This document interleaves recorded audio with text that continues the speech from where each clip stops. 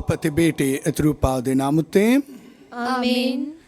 साढ़े प्रभु यीशु मसीह दा फजल, खुदा बाप दी प्रेम अतरूपान दी सांझ तुहाडे नाल होवे अति तुहाडी रूह नाल भी होवे। क्रिस्त विच मेरे भराओ ते भैणो, अज दे अंजिल विच प्रभु सानू कहंदा है कि स्वर्गीय बाप सानू बहुत बहुत प्यार करता है। असी पापी हैं। संसारी जीवन विच असी कई प्रकार के पाप करते हैं, झूठ बोलते हैं, चोरी करते हैं, गुस्सा करते हैं, जलस करते हैं, झगड़े करते हैं और बहुत बहुत असी पाप करते हैं। और पाप करते हुए असी प्रभु तो दूर हो जाते हैं। लेकिन प्रभु कहते हैं वो पापियां नू भी अपने को ले आना चाहता है। वो पाप दे विच नाश होने नहीं चाहता। इसलिए प्रभु कहते हैं जिवें कि तुसी तुम्हारे जीवन विच अगर कोई बहुमूल्य चीज खोगे हो, तुसी क्या वेले बैठोगे? नहीं, तुसी उन खोज करोगे, लभने तक खोज करोगे। तो प्रभु कहते हैं असी भी प्रभु दे प्यारे बच्चे, वो सानू बहुत प्यार करते हैं, इस करके वो सानू खोना नहीं चाहता। अगर पाप के कारण से दूर चले गए, वो बोलते सानू ढूंढ के आउंदा है। और जदों असी अपने पाप उत्ते तौबा करते हैं, वापस आउंदे, खुदा बाप बहुत खुश हो जाते हैं, स्वर्ग विच फरिश्ते बहुत खुश हो जाते हैं। तो आइए इस पवित्र मिसा विच भाग लेन ले, उहदी दया ते प्यार पाउण ले असी अपने पाप उत्ते चेते करें। हर एक छोटे बड़े पापां नूं जिवें कि असी पिछला दिनां विच कीते, सारी नूं याद करके माफ़ी मांगे। और खुदा बड़े दयावान है, वो साढ़े हर एक पापन माफ करेगा, दोबारा सानू अपने बेटा बेटियां बनाउणगे और कोई हुए आशीषां नू सानू देवेगा।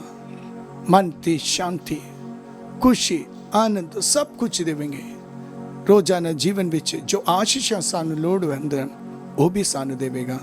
तो आइए असी विश्वास नाल, भक्ति नाल इस मिसा बलिदान विच भाग लेके खुदा कोलों माफी मांगे।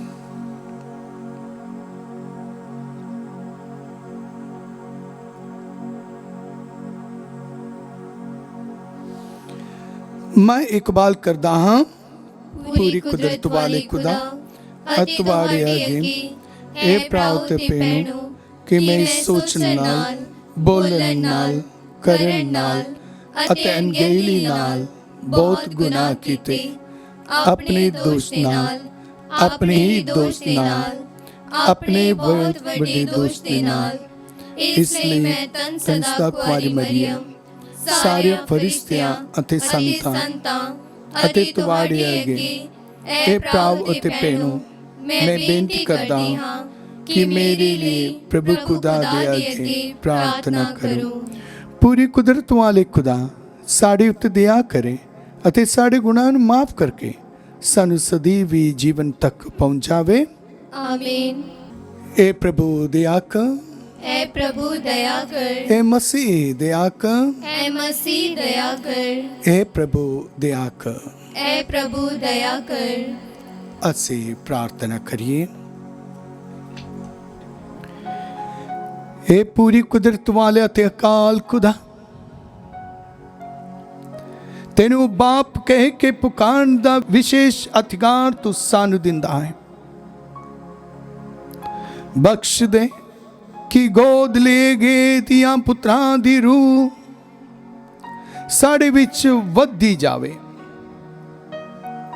ताजो असी उस विरासत विच वध सकी जो तू साडे लिए वायदा कीता है। साडे प्रभु यीशु मसीह तेरे बेटे दराई जो तेरे नाल रूह पाक दी एकता विच ਇੱਕ ਖੁਦਾ ਜੀਵਨ ਦਾ ਤਨਾਜ ਕਰਦਾ ਹੈ, ਸਦਾ ਤੂੰ ਸਦਾ ਤੀਕ। आमीन।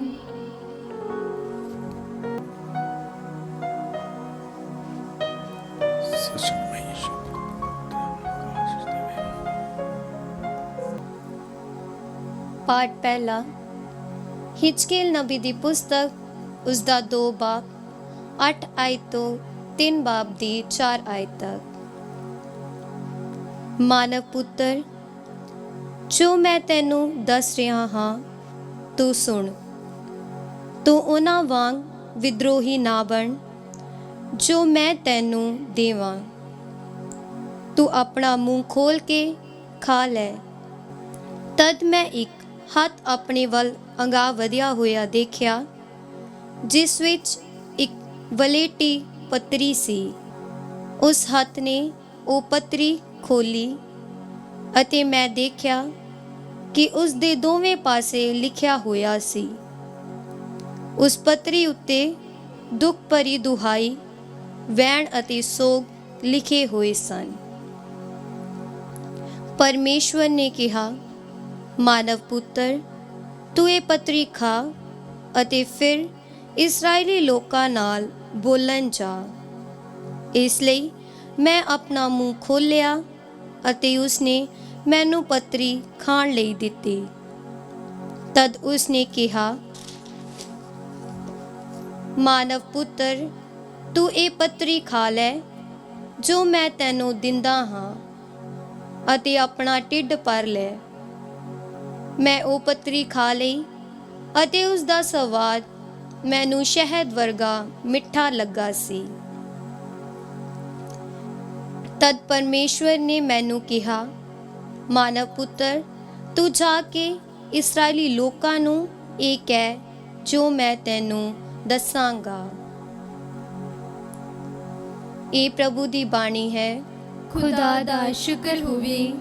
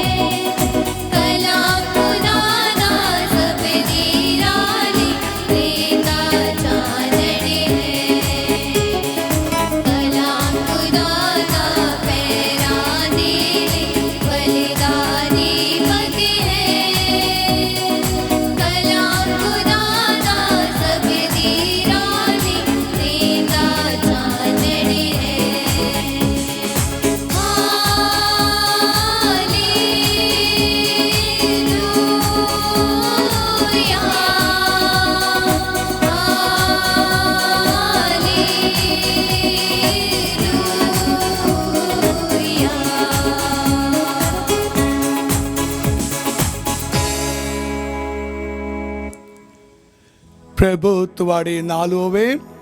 ਅਤੇ ਤੁਹਾਡੀ ਰੂਹ ਨਾਲ ਵੀ ਹੋਵੇ। पाठ पवित्र अंजील संत मत्ती दे अनुसार। ਤੇਰੀ ਵਡਿਆਈ ਹੋਵੇ ਐ ਪ੍ਰਭੂ। अध्याय 18 पद संज्ञा 1 तो लेके 14 तक। उस वेले चेले इस कोल आए ਅਤੇ ਇਹ ਪੁੱਛਣ लगे, स्वर्गराज विच सब तो ਵੱਡਾ कौन है? उसने एक बच्चे ने अपने कोल सद के उसनूं उन्हां दे विचकार खड़ा किया ਅਤੇ ਕਿਹਾ, मैं ਤੁਹਾਨੂੰ सच कहता हाँ, ਜਦੋਂ तक ਤੁਸੀਂ बदल के छोटे ਬੱਚਿਆਂ ਵਾਂਗ नहीं बनोगे, ਤੁਸੀਂ स्वर्गराज विच कदी दाखल नहीं होवेगे। जो कोई अपने आप ਨੂੰ इस ਬੱਚੇ ਵਾਂਗ ਨਿਮਰ ਬਣਾਉਂਦਾ ਹੈ, ਉਹ स्वर्गराज ਵਿੱਚ ਸਭ ਤੋਂ ਵੱਡਾ ਹੈ। ਜੋ ਕੋਈ ਅਜਿਹੇ ਬੱਚੇ ਨੂੰ ਮੇਰੇ ਨਾਮ ਉਤੇ ਸਵੀਕਾਰ ਕਰਦਾ ਹੈ, ਉਹ ਮੈਨੂੰ ਸਵੀਕਾਰ ਕਰਦਾ ਹੈ। ਧਿਆਨ ਰੱਖੋ ਕਿ ਤੁਸੀਂ ਇਹਨਾਂ ਛੋਟਿਆਂ ਵਿੱਚੋਂ ਕਿਸੇ ਇੱਕ ਨੂੰ ਵੀ ਟਿਚ ਨਾ ਸਮਝੋ, ਕਿਉਂਕਿ ਮੈਂ ਤੁਹਾਨੂੰ ਦੱਸਦਾ ਹਾਂ ਕਿ स्वर्ग ਵਿੱਚ ਇਹਨਾਂ ਦੇ ਫਰਿਸ਼ਤੇ ਹਮੇਸ਼ਾ ਮੇਰੇ स्वर्गीय ਬਾਪ ਦੇ ਚਿਹਰੇ ਦਾ ਦਰਸ਼ਨ ਕਰਦੇ ਹਨ। ਤੁਹਾਡਾ ਕੀ ਵਿਚਾਰ ਹੈ? ਜੇਕਰ ਕਿਸੇ ਆਦਮੀ ਦੀਆਂ 100 ਭੇਡਾਂ ਹੋਣ ਅਤੇ ਉਹਨਾਂ ਵਿੱਚੋਂ ਇੱਕ ਫਟਕ ਜਾਵੇ, ਤਾਂ ਕਿ ਉਹ ਬਾਕੀ 99 ਨੂੰ ਪਹਾੜੀ ਉਤੇ ਚੜ੍ਹ ਕੇ ਉਸ ਨੂੰ ਲੱਭਣ ਨਾ ਜਾਵੇਗਾ? ਜੋ ਫਟਕ ਗਈ ਹੈ ਅਤੇ ਜਦ ਉਹ ਉਸ ਨੂੰ ਮਿਲ ਜਾਵੇਗੀ, ਤਾਂ ਮੈਂ ਤੁਹਾਨੂੰ ਸੱਚ ਕਹਿੰਦਾ ਹਾਂ, ਉਹ ਉਹਨਾਂ 99 ਨਾਲੋਂ ਜੋ ਕਦੀ ਫੜਕੀਆਂ ਨਹੀਂ ਹਨ, ਉਸ ਲਈ ਜ਼ਿਆਦਾ ਖੁਸ਼ੀ ਕਰੇਗਾ। ਇਸੇ ਤਰ੍ਹਾਂ मेरे स्वर्गीय बाप ਦੀ ਇਹ ਇੱਛਾ ਨਹੀਂ ਹੈ ਕਿ ਇਹਨਾਂ ਛੋਟਿਆਂ ਵਿੱਚੋਂ ਕੋਈ ਇੱਕ ਵੀ ਬਰਬਾਦ ਹੋ ਜਾਵੇ। ਇਹ ਪ੍ਰਭੂ ਦੀ ਪਵਿੱਤਰ ਅੰਜੀਲ ਹੈ। ਤੇਰੀ ਮਹਿਮਾ ਹੋਵੇ ਐ ਮਸੀਹਾ। ਅੰਜੀਲ ਦੇ ਸ਼ਬਦ ਸਾਡੇ ਪਾਪਾਂ ਤੋਂ ਸਾਨੂੰ ਛੁਟਕਾਰਾ ਦੇਵੇ। ਆਮੀਨ।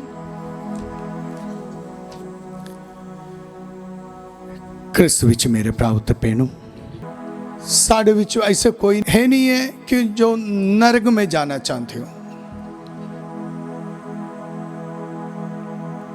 और प्रभु की भी यही इच्छा है। जिवें कि अंजील विच असीं वेखदे हां, सुणदे हां, जदों प्रभु दे आखिरी खड़ी आया तो प्रभु ये कहता है कि मैं अपने बाप कोलों जा रहा हूं, यानी स्वर्ग विच ਉਹਦੇ ਬਹੁਤ ਸਾਰੇ ਕਮਰੇ हैं, ਉਹਦੇ ਵਿੱਚ ਸਭ ਕੁਝ ਹੈਗਾ। ਆ ਉਤੇ ਨਾ ਹੁੰਦਾ ਮੈਂ ਕਦੀ ਤੁਹਾਨੂੰ ਨਹੀਂ ਦੱਸਦੇ, और मैं वो कमरे तुम्हारे लिए तैयार करने जानते हैं। हाँ, जिते मैं हाँ तुसी भी उते हो, जिते मैं हाँ उते तुसी हो। प्रभु यीशु दे इच्छा है, और प्रभु यीशु इस धरती विच आउण दा मतलब भी यही है कि सानू स्वर्ग वल लेके जाना। वो इस धरती विच आके साढ़े लिए दुख कष्ट उठाउण दा मतलब, क्रूस मरण दा मतलब यही है कि साढ़े पापों तो सानू छुटकारा दे के, सानू पाप तो बचा के, शैतान तो बचा के स्वर्ग वल ले जाना। क्योंकि असी सारे जानते हैं, असी सारे एक दूजे को ये दसते हैं, साढ़े असली घर किते स्वर्ग वल है। ये धरती साढ़े नहीं है। जो कुछ असी कमाते, जो इमारत असी बनाते, वो साढ़े नहीं है। ये सब चढ़ के ਅਸੀਂ ਉੱਥੇ ਜਾਣਾ ਹੈ ਜੋ स्वर्ग राज है, वो साढ़े असली घर है। सिर्फ अपने धर्म ਦੇ नहीं, ਸਾਰੇ ਧਰਮ ਵਾਲੇ ਵੀ ਇਹ ਕਹਿੰਦੇ। ਔਰ ਅੱਜ ਦੇ ਅੰਚਲ ਵਿੱਚ ਅਸੀਂ ਵੇਖਦੇ ਹਾਂ ਪ੍ਰਭੂ ਦੇ ਚੇਲੇ ਆ ਕੇ ਇਹ ਪੁੱਛਦੇ ਹਨ, स्वर्ग ਰਾਜ ਵਿੱਚ ਸਭ ਤੋਂ ਵੱਡਾ ਕੌਣ ਹੈ? ਇਸ ਧਰਤੀ ਵਿੱਚ ਵੀ ਆਪਾਂ ਲੜਦੇ ਹਾਂ, ਅਗਲੇ ਸਥਾਨ ਤੇ ਬੈਠਣਾ, ਸਭ ਤੋਂ ਅੱਗੇ ਹੋਣਾ, ਸਭ ਤੋਂ ਅਮੀਰ ਹੋਣਾ, ਸਭ ਤੋਂ ਵਿਦਵਾਨ ਹੋਣਾ, ਭਲਵਾਨ ਹੋਣਾ। ਹੁਣ स्वर्ग ਰਾਜ ਵਾਸਤੇ ਵੀ ਲੜਨੇ ਸ਼ੁਰੂ ਹੋ ਗਿਆ। ਪੁੱਛਦੇ हैं कि स्वर्ग ਰਾਜ ਵਿੱਚ ਵੀ ਕੌਣ ਵੱਡਾ ਹੋਗਾ? ਦੇਖੋ, ਪ੍ਰਭੂ ਨੇ ਇੱਕ ਬੱਚਿਆਂ ਨੂੰ ਉਹਨਾਂ ਕੋਲ ਬੁਲਾਇਆ ਅਤੇ ਉਹਨਾਂ ਦੇ ਵਿਚਕਾਰ ਖੜਾ ਕੀਤਾ ਚੇਲਿਆਂ ਦੇ ਸਾਹਮਣੇ ਅਤੇ ਕਿਹਾ, ਮੈਂ ਤੁਹਾਨੂੰ ਸੱਚ ਕਹਿੰਦਾ ਹਾਂ, ਜਦੋਂ ਤੱਕ ਤੁਸੀਂ ਬਦਲ ਕੇ ਛੋਟੇ ਬੱਚਿਆਂ ਵਾਂਗ ਨਹੀਂ ਬਣੋਗੇ, ਤੁਸੀਂ स्वर्ग ਰਾਜ ਵਿੱਚ ਕਦੀ ਦਾਖਲ ਨਹੀਂ ਹੋਗੇ। ਜਦੋਂ ਤੱਕ ਤੁਸੀਂ ਬਦਲ ਕੇ ਛੋਟੇ ਬੱਚਿਆਂ ਵਾਂਗ ਨਹੀਂ ਬਣੋਗੇ, ਤੁਸੀਂ स्वर्ग ਰਾਜ ਵਿੱਚ कभी दाखिल नहीं होवेगी। स्वर्ग राज में कौन बड़े होगा वो बहुत दूर की बात है। पहले प्रभु कहते हैं कि स्वर्ग राज विच प्रवेश होने की कोशिश कर। स्वर्ग राज विच दाखिल होने का एक खास जरूर चीज सानू चाहिए, स्वभाव सानू चाहिए कि है निष्कलंक, हलीम। जिवें कि मां मरियम संत लूका दे अंचल विच कहंदे जो हलीम है उन्होंने खुदा ऊंचा उठाउंदा है, जो घमंड है उसनू तितर बितर करते हैं। उसी तरह जब तक असी हलीम नहीं होगे असी स्वर्ग राज विच नहीं प्रवेश होगे। कैथोलिक धर्म दी भी ये मतलब है, हलीम दी जीवन बितावना। जिवें कि संत पौलुस भी बोलते हैं कि वो खुदा होके भी नम्र होके साढ़े वर्ग एक इंसान बन के इस धरती विच आया, साढ़े वांग एक नम्र जीवन बिताया। तो असी भी जिवें कि साढ़े प्रभु एक खुदा होके भी एक नम्र जीवन बिता के सानू दिखाया, इस तरह जी के ही तुसी स्वर्ग राज पा सकते हैं। तो असी भी उन्हां दे वचन ते चलदे हुए एक नम्र जीवन बिताउण। साढ़े बातचीत विच, साढ़े डीलिंग विच हलीम होना चाहिए।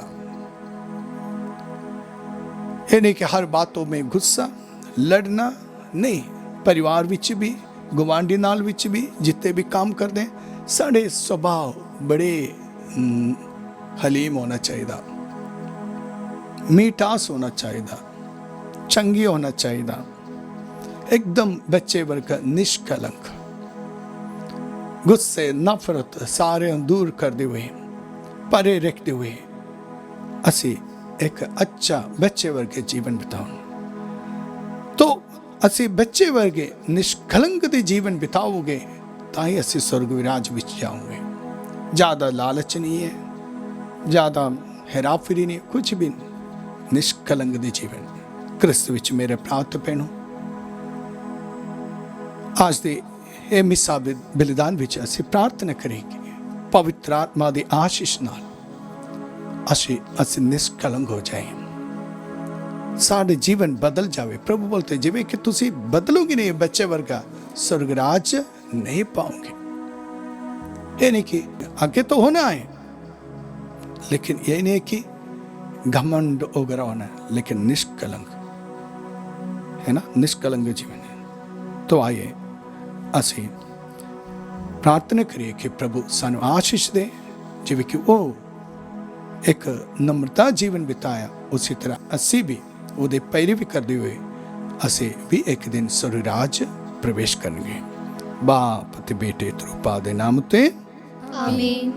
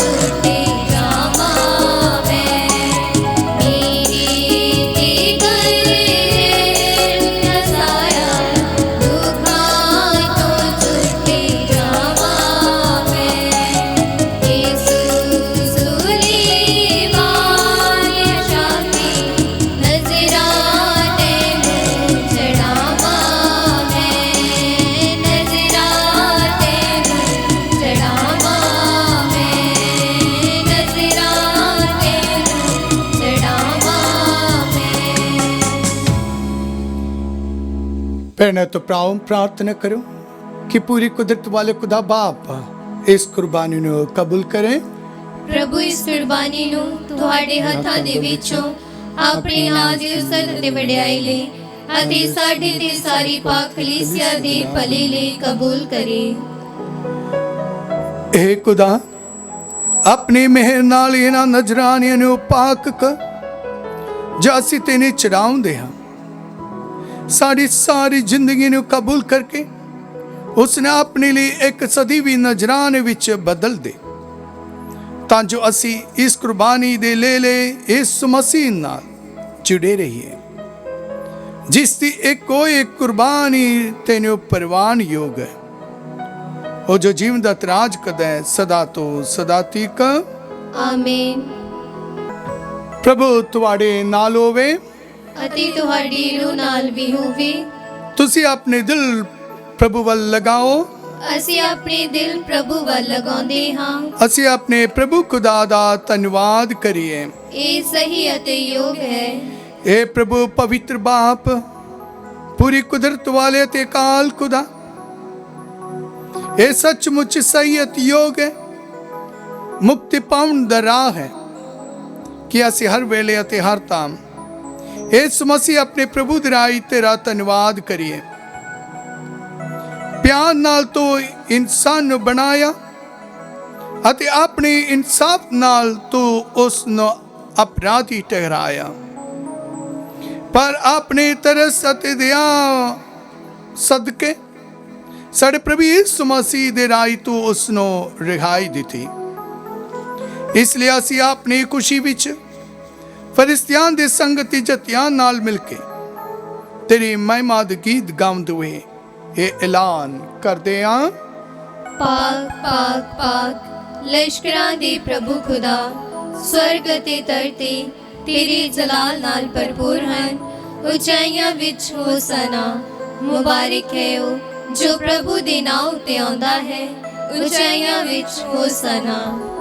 हे प्रभु, तू सचमुच पाक है ਅਤੇ ਸਭ ਪਵਿੱਤਰ ਦਾ ਸੋਮਾ ਹੈ। ਇਸ ਲਈ ਅਸੀਂ ਬੇਨਤੀ ਕਰਦੇ ਹਾਂ ਕਿ ਜਿਸ ਤਰ੍ਹਾਂ ਤਰੇਲ ਪੈਂਦੀ ਹੈ ਉਸੇ ਤਰ੍ਹਾਂ ਤੂੰ ਆਪਣੇ ਰੂਪਾਂ ਨੂੰ ਭੇਜ ਕੇ ਇਹਨਾਂ ਨਜ਼ਰਾਨਿਆਂ ਨੂੰ ਪਵਿੱਤਰ ਕਰ, ਤਾਂ ਜੋ ਸਾਡੇ ਲਈ ਸਾਡੇ ਪ੍ਰਭੂ ਯਿਸੂ ਮਸੀਹ ਦਾ ਬਦਨ ਅਤੇ ਲਹੂ ਬਣ ਜਾਵੇ। ਉਸਨੇ ਆਪਣੀ ਮਰਜ਼ੀ ਨਾਲ ਆਪਣੇ ਆਪ ਦੁੱਖ ਤਸੀਆਂ ਲਈ ਸੌਂਪਦੇ ਹੋਏ ਰੋਟੀ ਲਈ ਧੰਨਵਾਦ ਕਰਦਿਆਂ ਰੋਟੀ ਤੋੜੀ ਅਤੇ ਆਪਣੇ ਚੇਲਿਆਂ ਨੂੰ ਦਿੱਤੀ, ਇਹ ਕਹਿੰਦੇ ਹੋਏ ਤੁਸੀਂ ਸਾਰੇ ਇਹ ਲਓ ਅਤੇ ਇਸ ਵਿੱਚੋਂ ਖਾਓ, ਕਿਉਂਕਿ ਇਹ ਮੇਰਾ ਬਦਨ ਹੈ ਜਿਹੜੇ ਤੁਹਾਡੇ ਲਈ ਕੁਰਬਾਨ ਕੀਤਾ ਜਾਵੇਗਾ।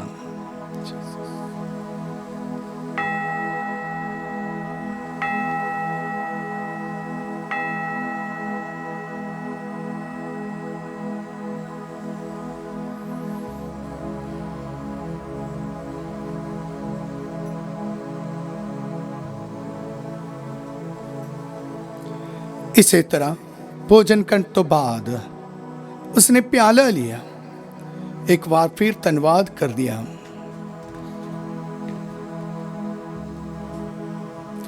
ਪਿਆਲਾ ਆਪਣੇ ਚੇਲਿਆਂ ਨੂੰ ਦਿੱਤਾ, ਇਹ ਕਹਿੰਦੇ ਹੋਏ ਤੁਸੀਂ ਸਾਰੇ ਇਹ ਲਓ ਅਤੇ ਇਸ ਵਿੱਚੋਂ ਪੀਓ, ਕਿਉਂਕਿ ਇਹ ਮੇਰੇ ਲਹੂ ਦਾ ਪਿਆਲਾ ਹੈ, ਨਵੇਂ ਤੇ ਸਦੀ ਨੇਮ ਦਾ ਲਹੂ, ਜੋ ਤੁਹਾਡੇ ਤੇ ਬਹੁਤਿਆਂ ਵਾਸਤੇ ਗੁਨਾਹ ਦੀ ਮਾਫੀ ਲਈ ਵਹਾਇਆ ਜਾਵੇਗਾ। ਮੇਰੀ ਯਾਦ ਵਿੱਚ ਇਹ ਕਰਿਆ ਕਰੋ।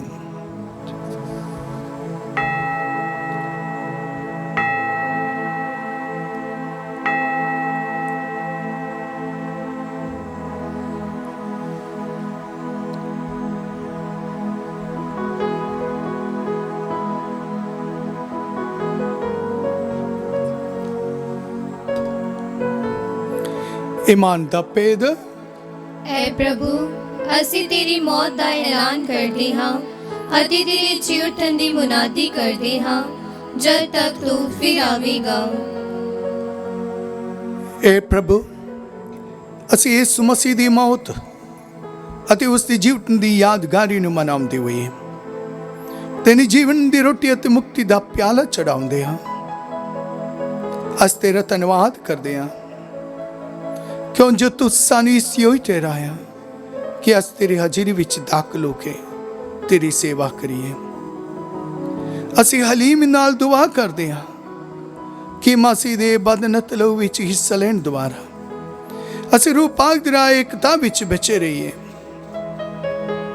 हे प्रभु, ਸਾਰੀ ਧਰਤੀ ਉੱਤੇ ਫੈਲੀ ਆਪਣੀ ਕਲੀਸਿਆ ਨੂੰ ਯਾਦ ਕਰ ਅਤੇ ਉਸ ਨੂੰ ਸਾਡੇ ਸੰਤ ਪਾਪਾ ਫ੍ਰਾਂਸਿਸ, ਸਾਡੇ ਬਿਸ਼ਪ ਦੇ ਸਾਰੇ ਪੁਰੋਹਿਤਾਂ ਨਾਲ ਪਿਆਰ ਦੀ ਸੰਪੂਰਨਤਾ ਵਿੱਚ ਕਾਇਮ ਰੱਖ। ਸਾਡੇ ਭੈਣ ਭਰਾਵਾਂ ਨੂੰ ਵੀ ਯਾਦ ਕਰ ਜਿਹੜੇ ਜੀਵਨ ਦੀ ਉਮੀਦ ਨਾਲ ਸੋ ਗਏ ਹਨ ਅਤੇ ਉਹਨਾਂ ਸਾਰਿਆਂ ਨੂੰ ਵੀ ਜੋ ਤੇਰੇ ਰਹਿਮ ਵਿੱਚ ਮਰ ਗਏ ਹਨ। ਇਹਨਾਂ ਦਾ ਤੂੰ ਆਪਣੀ ਹਜ਼ੂਰ ਦੀ ਚਾਂਦ ਵਿੱਚ ਸਵਾਗਤ ਕਰ।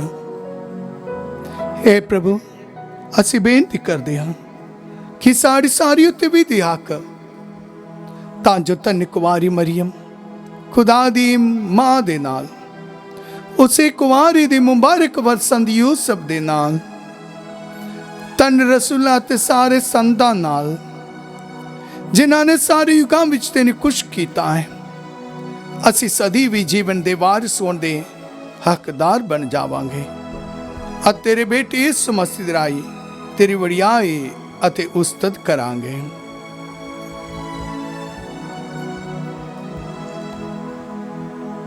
ਉਸ ਦੇ ਰਾਹੀਂ ਅਤੇ ਉਸ ਦੇ ਨਾਲ ਅਤੇ ਉਸ ਦੇ ਵਿੱਚ ਏ ਖੁਦਾ ਪੂਰੀ ਕੁਦਰਤ ਵਾਲੇ ਬਾਪ ਰੂਹ ਪਾਕ ਦੀ ਏਕਤਾ ਵਿੱਚ सब जलालत वड़ियाई तेरी आई है सदा तो सदा तीक। आमीन।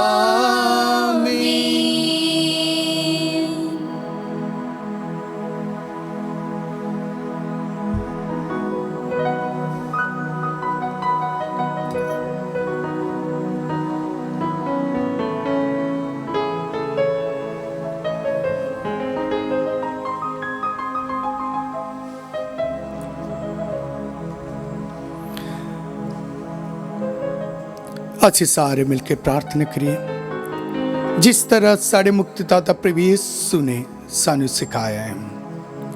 ਇਹ ਸਾਡੇ ਬਾਪ ਜਿਹੜਾ ਆਸਮਾਨ ਉਤੇ ਹੈ, ਤੇਰਾ ਨਾਮ ਪਾਕ ਮੰਨਿਆ ਜਾਵੇ, ਤੇਰਾ ਰਾਜ ਆਵੇ, ਤੇਰੀ ਮਰਜ਼ੀ ਜਿਸ ਤਰ੍ਹਾਂ ਆਸਮਾਨ ਤੇ ਪੂਰੀ ਹੁੰਦੀ ਹੈ ਜ਼ਮੀਨ ਤੇ ਵੀ ਹੋਵੇ।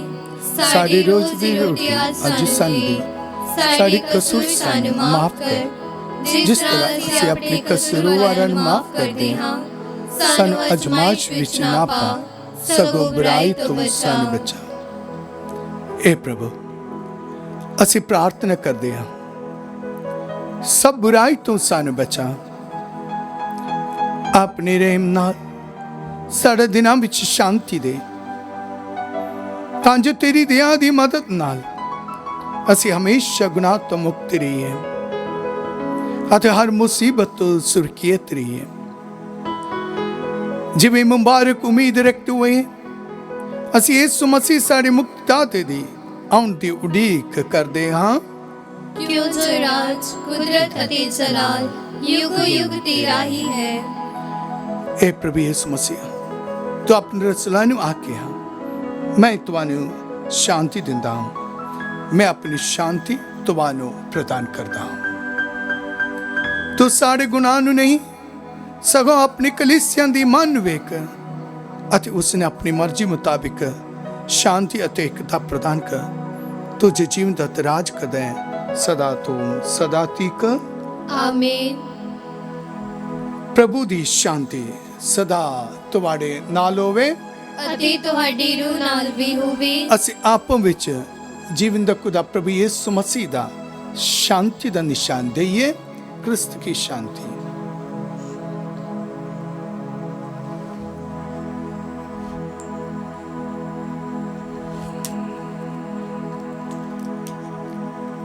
ऐ लीली खुदा दी, तू जेड़ा दुनिया दे गुनाह चुक लैंदा है, साडे उते दया कर। ऐ लीली खुदा दी, तू जेड़ा दुनिया दे गुनाह चुक लैंदा है, ਸਾਡੇ ਉੱਤੇ ਦਇਆ ਕਰ। ਐ ਲੀਲੇ ਖੁਦਾ ਦੀ, ਤੂੰ ਜਿਹੜਾ ਦੁਨੀਆ ਦੇ ਗੁਨਾਹ ਚੁੱਕ ਲੈਂਦਾ ਹੈ, ਸਾਨੂੰ ਸ਼ਾਂਤੀ ਦੇ।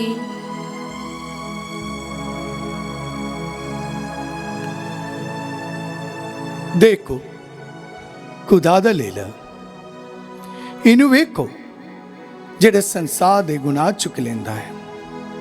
ਤੁਹਾਨੂੰ ਜਿਹੜੇ ਲੇਲੇ ਦੇ ਪਹੁੰਚ ਲਈ ਸੱਦੇ ਗਏ ਹਨ। ਐ ਪ੍ਰਭੂ, ਮੈਂ ਇਸ ਯੋਗ ਤਾਂ ਨਹੀਂ ਹਾਂ ਕਿ ਤੂੰ ਮੇਰੀ ਛੱਤ ਥੱਲੇ ਆਵੇਂ, ਪਰ ਇੱਕ ਹੀ ਸ਼ਬਦ ਆ ਤਾਂ ਮੇਰੀ ਰੂਹ ਚੰਗੀ ਹੋ ਜਾਵੇਗੀ।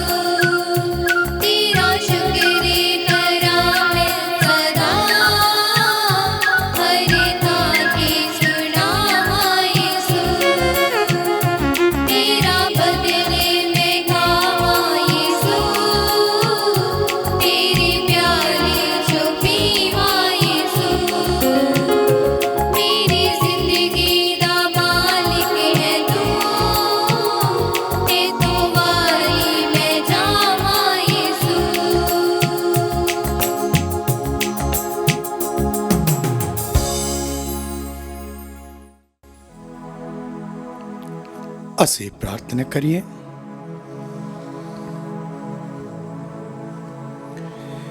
हे प्रभु,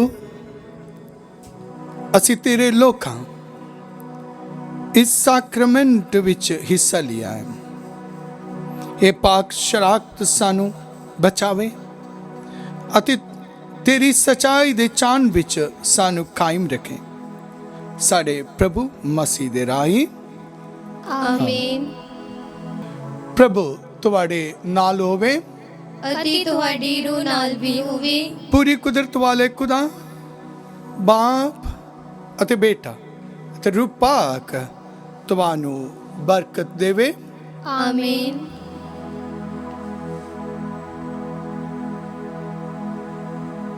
ਪਾਕ ਕੁਰਬਾਨੀ ਅਰਪਣ ਕੀਤੀ ਹੈ। ਆਪਣੇ ਜੀਵਨ ਰਾਹੀਂ ਪ੍ਰਭੂ ਦੀ ਵਡਿਆਈ ਕਰੋ। ਸ਼ਾਂਤੀ ਨਾਲ ਜਾਓ। खुदा दा शुक्र होवे। दुआ याद कर है नहायत मेहरबान कुआरी मरियम, पई कदे नहीं सुनिया गया कि कोई भी तेरी पनाह लभदे हां, तेरी मदद चाहुंदे हां, तेरी सिफारिश मंगदे हां, तेथों खाली गया होवे। ऐ कुआरी कुआरियां दी अते मेरी मां, इस तसल्ली नाल मैं तेरे को नसी आउंदी हां अते तेरे अगे खलो के मैं गुनाही रोंदी हाँ। ऐ ते तारी हुई कलाम दी मां, तू मेरी अर्ज़ां नूं हकीर ना जान। ਸਗੋਂ ਮਿਹਰਬਾਨੀ ਨਾਲ ਸੁਣ ਅਤੇ ਕਬੂਲ ਕਰ। ਆਮੀਨ। माँ मरियम शांति की रानी, ਸਾਡੇ ਲਈ ਦੁਆ ਕਰ।